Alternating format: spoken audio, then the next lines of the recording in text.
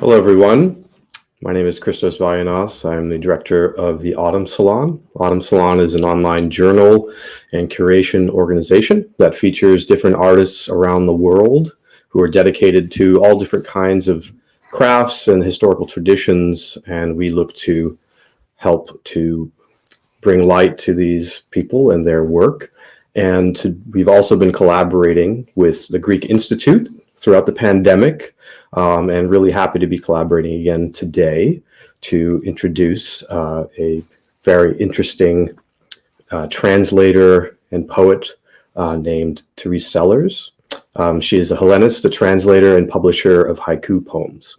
She studied classical languages at Harvard and earned a PhD in modern Greek literature and translation from the University Professors Program at Boston University.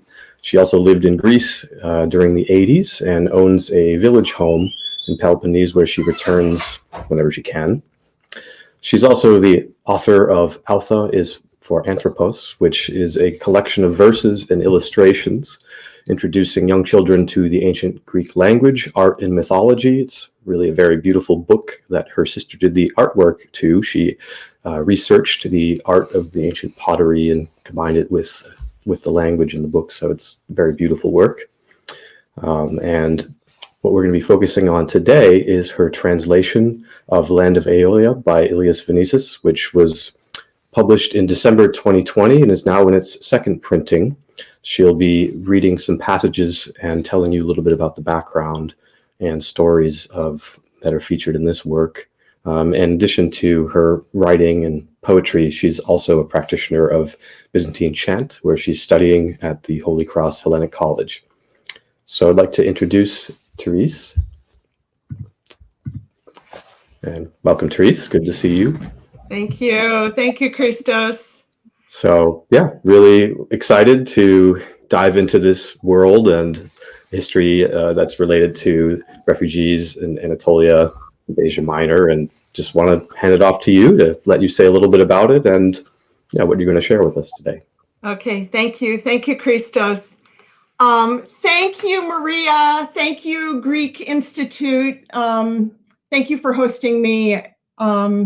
You've been so wonderful to me. The Greek Institute has been so wonderful to me over the years, encouraging me on my Greek journey, and also so many other people, Phil Hellenes, Greek Americans, translators, and even my husband is now taking a course at the Greek Institute over Zoom. So your reach is wonderful. Thank you. I want to dedicate this reading to Dr. Athanasios H. Anagnostopoulos, the founder and executive director of the Greek Institute, who died just this last November. Athan was the beloved husband of Maria and father of Dimitra. He was a teacher, translator, and a visionary. Athan said that the Greek language is as important as the Parthenon, and he spent his life tirelessly and generously sharing the treasures of the Greek language and literature in more ways than I could possibly outline here. So I'm just going to say one thing he did of so many things that touched me personally. As the creator of the George Seferis Chair of Modern Greek Studies at Harvard, Athan is directly responsible for my first introduction to modern Greek language and literature. I came to Harvard to study classical Greek, but because of the program that Athan established, I discovered modern Greek too, and it changed the direction of my life. And I didn't even know then, many years later, I would have the chance to meet the person who founded this amazing program that started me at Harvard. So it was my privilege to meet Athan later through the Greek Institute, and I join many of you in missing him very much. So thank you, Athan. So now to my talk. Agapimeno mou viβλio. So that is Greek for my favorite book. And this is the exclamation that people say to me when I tell them especially Greeks, I say I'm translating this book, or I've translated this book, and the first response is, Agapi Mano Biblio. That's my favorite book. So I'm going to show you my first copy of my favorite book. This was a gift to me in 1987. And the person who gave it to me said, I want to give you this book because it's my favorite book. So this theme of my favorite book is everywhere. And there probably are listeners here today who have known the book longer than I have. I was introduced to it in 1987. I began translating it several years later, and it took me until now to publish it. So I guess I just wanted to say that this thing about the way people say when you mention Aeolikiyi, or the land of Aeolia, as we call it, as I call it in my English translation, my favorite book. And I guess what I just was thinking is that this book is so special and so unique. It's the kind of book that makes you want to have a favorite book. So it's not just, I don't know, it's hard to explain. It's so different from other books that it makes you want to say, oh, that's my favorite book. And the poet Angelos Sikelianos, who wrote the preface to the second edition, said, when I first read this book, the pages suddenly weren't the pages of a book anymore. They were the leaves of a tree. So it's infused with nature, and it has almost this special characteristic that the pages turn into the leaves of the tree. I hope new readers will react to it with that same love. So before I read, I just wanted to give you a very brief background about the book. It was published in 1943 during the Nazi occupation of Greece. And obviously, this was a time of enormous suffering. The author himself, Ilias Venezis, who came to Greece in the 1920s as a refugee from Turkey after the Greco-Turkish War, he was already a very successful author by that time. And actually, there's sort of this extraordinary historical event, which is that several months before the publication of the book, he was imprisoned by the Nazis and condemned to death. And this was for observing October 28th, the successful resistance of the Greeks to the first incursions by the Italians. So that was an Allied victory early in the war. But then when the Nazis came in and occupied Greece, they outlawed celebration of that event. And Venezis was part of a group of people who defied that ban, and they observed October 28th. He was imprisoned. He was condemned to death. And he actually, his daughter told me a story where there were instructions were sent, after they execute me, please publish the book. But there was an extraordinary intervention by various people in Greece that got him released, and he was not executed by the Nazis. So that's, that was maybe more history than I intended to share about that. The book was published in December of 1943, 5,000 copies. It sold out in 2 weeks. So it went into a second edition in 2 weeks, and it's been in print ever since. So I think it's in its 67th edition. It is truly a very beloved book of the Greeks. And I think it's even required in schools, even now, even if you're not required to read the whole thing, you would read one section of it because it is such a central work of modern Greek literature. Okay, before I read, I just want to tell you one more thing about the book, which is that it is actually considered part of a trilogy. And the first book in the trilogy, let's see, this book, my old battered copy, it's also has been reprinted in Greece soon, Prisoner Number 31328. This book is a unflinching personal autobiography describing Venezis' experience as a prisoner in a Turkish labor battalion. At the end of the Greco-Turkish War, all young men from age 18 were Greeks in Turkey. Christians were rounded up and forced marched into the interior of Anatolia as these labor battalions, which were almost like concentration camps. They killed, exterminated people. In his battalion of 3,000, I think 15 survived, and he survived. And he escaped to Greece. And this amazing book written by a very, very young man describes that ordeal, and it won him international acclaim. He came to Greece as a refugee. It was published very soon after and translated into French and other languages, and it made him very well known.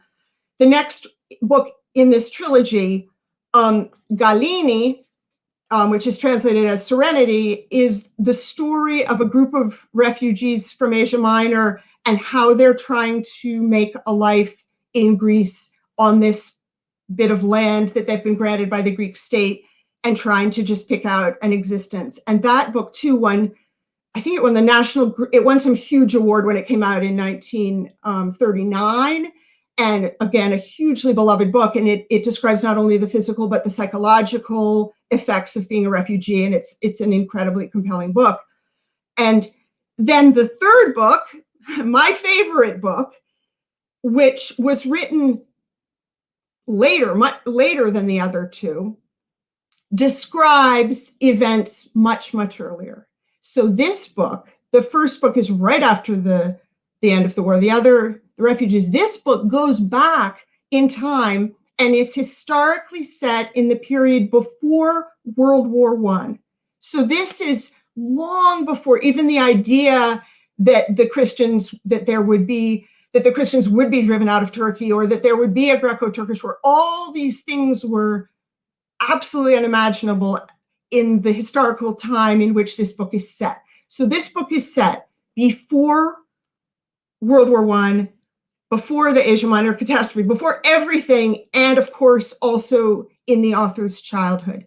So of the three books, which are all in different ways masterpieces, this is the ultimate masterpiece, because the mature writer has gone beyond the need to bear witness to some of the atrocities. He's gone beyond that need, and his need at that time in the Nazi occupation of Greece, his need at that time is to go back and recreate his childhood with a complete knowledge of the reality of humanity, with all its ugliness.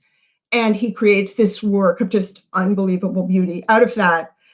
So I think that I really owe it to you to read after telling you all this stuff, and just to let the words of Ilias Venezis, which I was privileged to translate into English, to let those beautiful words speak for themselves. And so I will read three passages, and then afterwards we all get to go on Zoom and have a discussion. Okay, so I will read.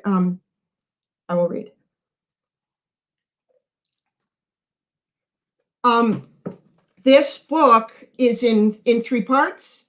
Part one is called The World, and it's set in the author's earliest childhood, and it sets the scene for the rest of the book. So the first section is from book one of the book. In fact, I'm reading the first 2 pages.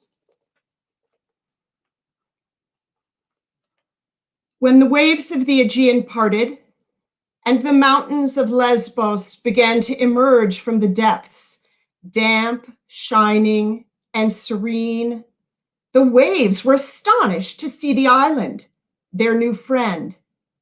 They were used to traveling from the regions around the Sea of Crete and breaking on the shores of Anatolia. All they knew of dry land were hard mountains, gigantic cliffs, and yellow rocky land. But this new island, how very different it was. And that's why the waves said, "Let's take the news to the nearest land, to the land of Aeolia. Let's tell it about the island, the new land that married light and serenity." The waves came and brought the sea's news to the Aeolian shore. Other waves came, and still others. All the waves. They told of the play of the island's lines, the play of harmony and silence. The first day that the hard mountains of Anatolia heard the waves, they remained aloof. They heard them the next day and still did not react. But then, When it became too much, when every second they heard nothing but the roar of the sea telling them about the miracle, the mountains gave up their indifference. Curious, they leaned over, above the waves, to see the Aegean island. They were envious of its harmony, and they said, "Let us too make a place of serenity in the land of Aeolia that will be just like the island."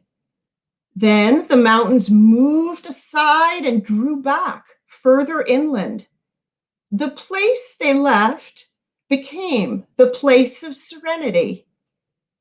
Those mountains of Anatolia are called the Kimindania. My ancestors worked hard on the land that lies below the Kimindania. By the time I was born, a large part of that region belonged to our family. In the winter, we lived in the town, but as soon as the snows left the Kimindania mountains and the earth began to turn green, our mother took all of us, my sisters, Anthippe, Agape, Artemis, Lena, and me, and we went to spend the summer on the estate with our grandfather and grandmother. The sea was far away from there, and at first this was a great sorrow for me, since I was born near the sea. In the silence of the land, I remembered the waves, the shells, the jellyfish, the smell of rotting seaweed, and the traveling sails. I was still very young and didn't know how to express this. But one day my mother found her boy flung face down on the ground as though he were kissing the earth. He wasn't moving at all. And when his frightened mother came near and lifted him up, she saw that his face was flooded with tears. Alarmed, she asked him what was the matter. He didn't know how to answer and said nothing. But a mother is the most feeling creature in the world, and my mother understood. After that, she took me with her many times to a place high up in the Kimindania mountains where I could see the sea. While I lost myself in the distant magic of the water, she said nothing, so I could feel as though we were alone, the sea and I. A lot of time passed in this way. My eyes grew tired of looking, my eyelids drooped, and I sank down onto the ground. Then the trees that surrounded me became ships with tall masts. The leaves that rustled became sails.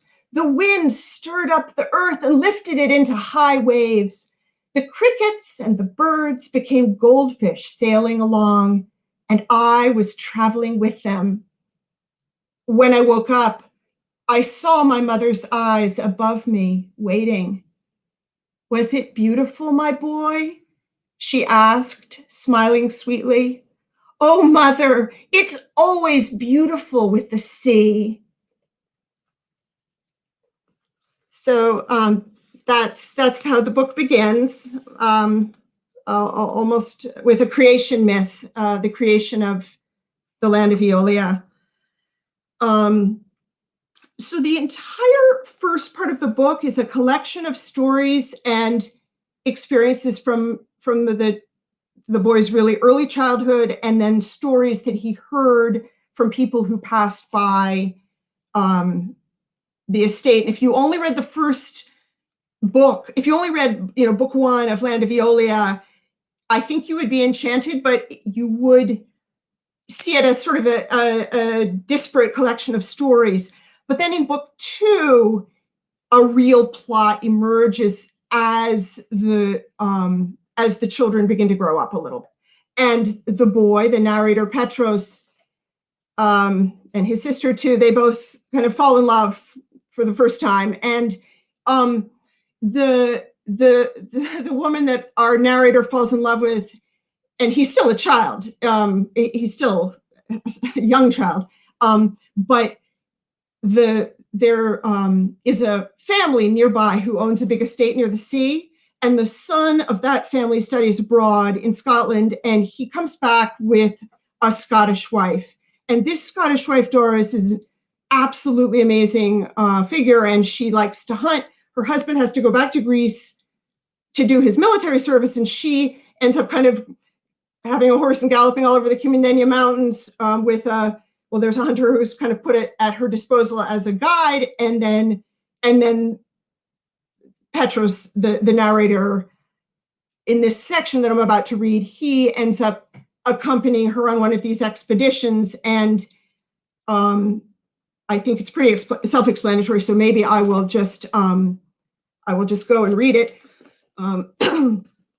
But they've gone into the mountains to witness this sort of extraordinary phenomenon that the boy knew about, which is that during a storm, apparently during a fierce storm, eagles will sometimes have this extraordinary behavior, which is that they will fly way high up above the storm and go out where the sun is still shining. And that's sort of the background.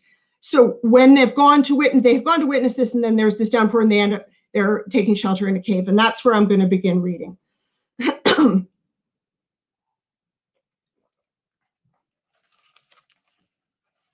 Is it true?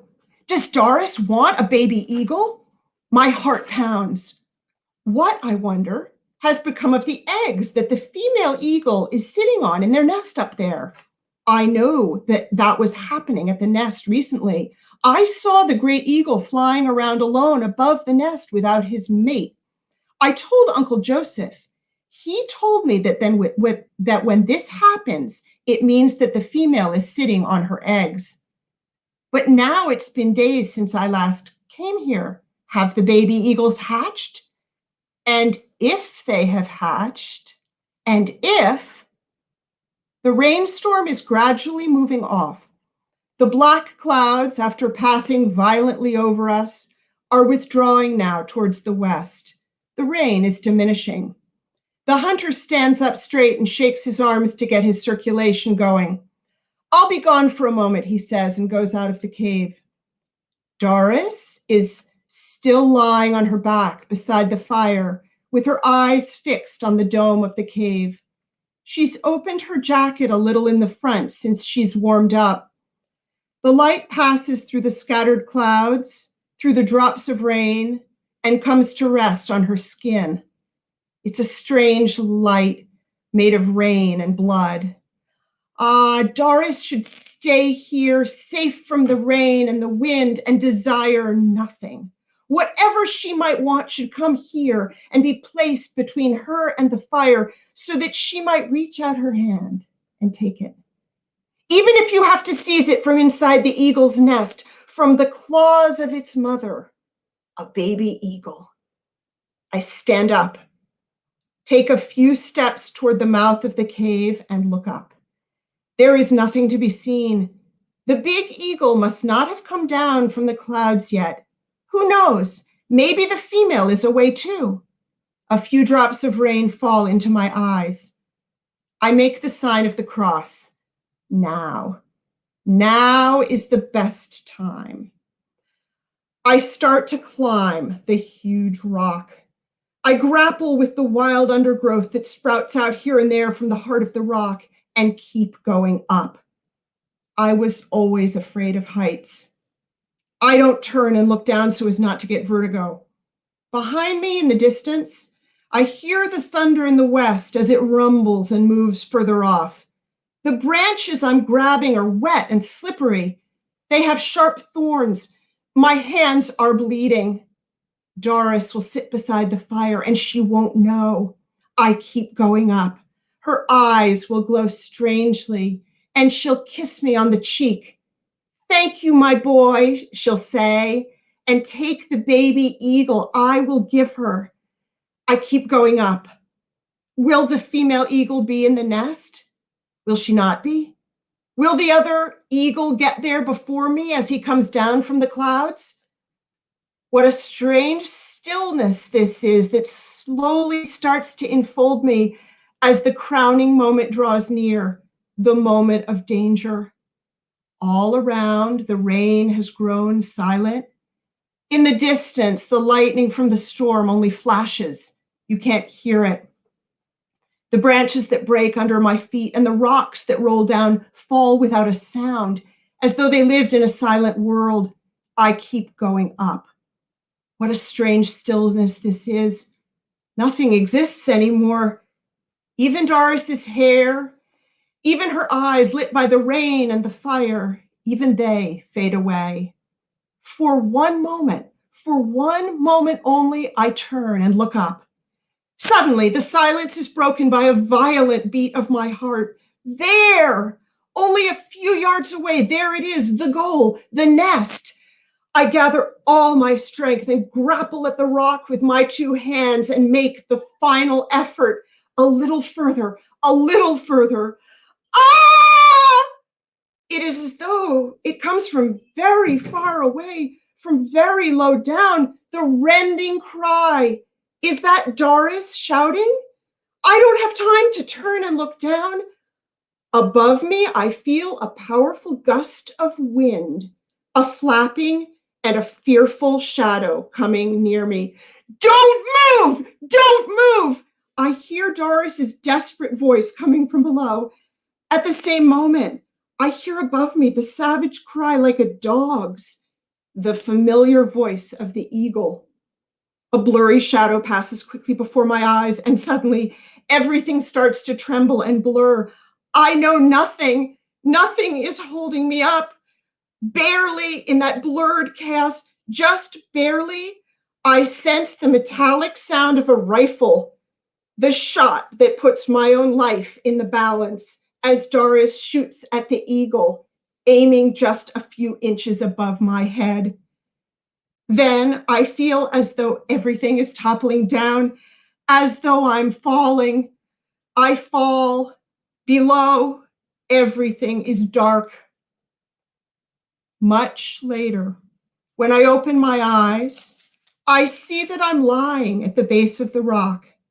The hunter is standing above me, and Doris is bending over me. She keeps wetting her handkerchief and cooling my brow. I feel a strong pain in my forehead. I try to bring my hand up to it and find they've bandaged my head. Another cloth is beside me, drenched with blood. I'm afraid of blood. It's nothing, says Doris, following my gaze. You hurt yourself a little, but look over there. I look towards where she's pointing. Shot down, the bird of the heights lies a little to my side, motionless, with his enormous wings folded. When the storm came, he rushed up high, just as his ancestors had done. He, the great eagle, alone among other birds. He did it so that no creature of the underbrush might tell him later that he had been conquered by the clouds, that he couldn't find the sun when the earth had lost it. And so, wrapped in the sun, wrapped in triumph, he can lie motionless now. All the other eagles in the Kimindenya, when they learn, will say that he died like an eagle. Thank you for letting me share that long selection with you. Before I read the final selection, I just want to say that I take great pleasure in reading from this book, just as I took great pleasure in transmitting it in the English language, in my language. And but the book is so extraordinary that when I do a reading, and I did a number of readings even before it was published, I had done some readings, and I never read the same passage. Well, I always read the opening passage, but I guess what I'm trying to say is there are so many extraordinary parts of this book that you could just pick it up anywhere, and it's amazing. So this is a passage I'm going to read now from book 3 of the book. This is something I've never read before. I've never read publicly. And well, as I said, part 1 is a series of stories, and it's addressing the early childhood. The part 2, book 2 of this book, is the children coming of age, and very exciting, powerful plot. Book 3 is the beginning of World War I. And that's when the international events start impacting the lives of these children and this family, ending with the final scene where the entire family, the household, everyone who works there, the entire state, the laborers, everyone has to leave as refugees on a smuggler's boat. So this scene that I'm going to read now is from part 3 of the book. And the smuggler, a band of smugglers, so there's evidence that there are starting being acts of violence against Christians, and people don't even really know about World War I yet. They don't really understand what's going on yet, but the person who owns the estate at the sea decides that some of the remote villagers could be in danger. So he enlists the smuggler Pagidas and his band to deliver some weapons to some of these remote villages in case they need to defend themselves. And it's this scene takes place while Pagidas and his band are on their way to deliver those weapons. It's the middle of the night. They hear noises, they hear sounds, and it turns out that they encounter a band of refugees who have actually already left these distant villages on foot and are making their way to the coast to try to escape the persecutions. I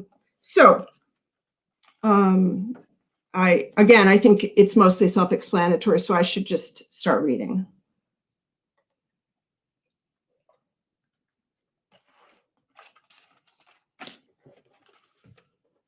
And then they saw it. They were old people, women, men, and children. The women were moaning, and the children were running to keep up with the adults. Heavy with exhaustion and hunger, they moved their bodies, pressing onwards like wounded birds. The smallest children were carried on their mothers' backs, and these ones, fast asleep, lived their fate in this way, dreaming of angels and bears. Then another amazing thing appeared. 6 men were carrying something on their shoulders that was not a human body and was not an animal. It was a wooden chest, like a coffin. They walked carefully so as not to slip. And the people in front and behind remained at a distance. They didn't crowd the funeral procession for fear of defiling it. Pagidas looked and looked, trying to understand. Nothing. That coffin disturbed him most of all. He couldn't find an explanation. His mind went to treasure, to smuggled goods. He could stand it no more. His voice echoed savagely through the night, silencing all the voices of the throng and riveting them where they were. "Stop! Stop!" I said. At the sound of his voice, his men jumped out from their hiding places and surrounded the procession with rifles in their hands. Seeing this, the women began to scream and plead, "Have pity on us! Have pity on us!" "Shut up," I said, roared Pagidas' voice again. All became silent. Only the wind was heard, playing through the leaves. Pagidas approaches the funeral procession. "What are you?" he asks harshly. "We are Christians. Have pity on us. Pity us if you are Christians." "And where are you going at this hour? What do you want?" The Bosnians have come," wails the throng hysterically. Hurriedly, breathlessly, they explained. They were Christians from the small villages in the Kimindenya, the ones Pagidas was bringing the weapons to. They said those villages had been destroyed. The Bosnians arrived, Turkish refugees coming from Bosnia, and took their huts and their goods. The Bosnians, together with the armed Zeybeks, were butchering people and laying waste to everything. This was it. The persecutions of the Christians of Anatolia had begun in the Kimindenya. The spark that came from far away had arrived. But Pagidas, unprepared and uninformed about the spark, could make no sense of it at all. What if they were tricking him? His eyes fall on the chest that looks like a strange coffin. Devious thoughts suddenly disturb his mind. Quick as a deer, he runs towards the coffin with outstretched arms, planning to overturn it. Then the voice of the throng, full of fear and supplication echoes through the Kimindenya. No! In the name of God, no! Whatever women and men were nearby ran to protect their treasure. They made a wall with their bodies between the chest and the smuggler. Blocked in this way, Pagidas felt his honor offended, and he roared, "Get out of the way! What do you have inside? What do you have, I say?" He pushed and hit with his hands. The women shrieked, "What do you have inside? What do you have?" Unexpected, simple and deep, came the words that explained what they were doing. "In the name of God, in the name of God," begged the women, "don't harm our saint. Don't harm him." "What did you say? What do you have inside?" Yes, that was it, they explained. As they fled, driven out, they took nothing else from their country. They took only their household god, the saint who was martyred in their country. And their youths were carrying him on their shoulders through the dark night and the wild ravine to have him as their helper and their protector in the new land where they were going to find refuge. "It's our good little saint," the women murmured more softly now, crying, "At least don't harm him." "Bend down and see." The wall of people parted. A woman opened the coffin. Someone lit a torch.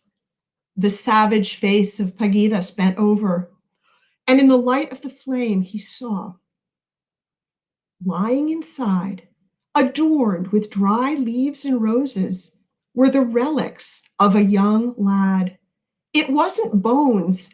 It was something like a mummy. Black skin covered the bones and gave a human shape to the body. It was a skeleton wrapped in black, wrinkled skin. "Look at his little foot," murmured an old lady. "How young he is. He was martyred many, many years ago." The piety, born of so many years, gave a tone of deep tenderness to the gesture, to the simple act of asking a wild stranger to take pity on the protecting God. "Look how tender his relics are. Look at him." The stars saw it. The night saw it. Pagidas saw it. A powerful shiver passed over his whole body. He jumped back as though pushed by a strong and fearful force. "What is it?" he whispered, overcome with awe. He took off his cap and made the sign of the cross. Then all the people crossed themselves, and the women said softly, "Blessed be his name. Blessed be his name." So, wonderful listeners who I haven't even adequately greeted, wonderful people who tuned in to listen to these words written in 1943 by a man who had lived through many things. So thank you, listeners. And we're in a minute, I think we're all going to get to see each other on Zoom in all those little familiar squares. And I can't wait to see you all. Before I say goodbye, in this format, I would just say that this the saint that is referenced in this passage, actually there is a saint, Saint John the Russian, who was brought by refugees from Turkey to Greece, and those relics now are in a beautiful church in the island of Evia, where the refugees ultimately brought them in this beautiful church as a site of pilgrimages, and I have now seen this saint, and yes, he's black with a very small foot showing, and well, he's the patron saint of this book project. I just want to say that.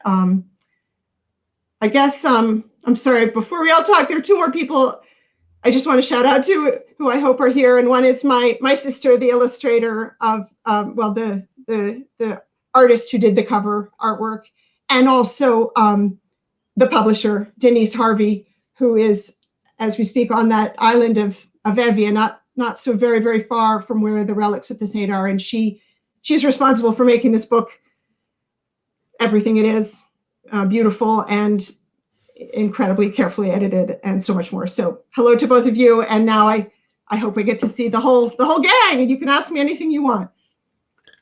Yeah. Thanks so much, Therese. It was really beautiful. And, I think we're all very grateful, especially us non-Greek speakers, for you bringing this story, into this medium, because it is very powerful and very beautifully translated. So yeah, thank you so much for a glimpse into that world. And yes, so also just a reminder, please don't forget to contribute and support the Greek Institute. There is a button below this video, if you're watching on the Autumn Salon page, where you can click to donate. And also right next to that is another button that says to join the post-concert Q&A, which is what Therese was just referring to, which is where we'll be going now, which is happening on Zoom. So if you click that button, it will take you there, and we will meet you over there shortly to continue the conversation. So thanks again to Therese, to the Greek Institute, and to all of you for joining us, and we hope to see you in Zoom. Thank you.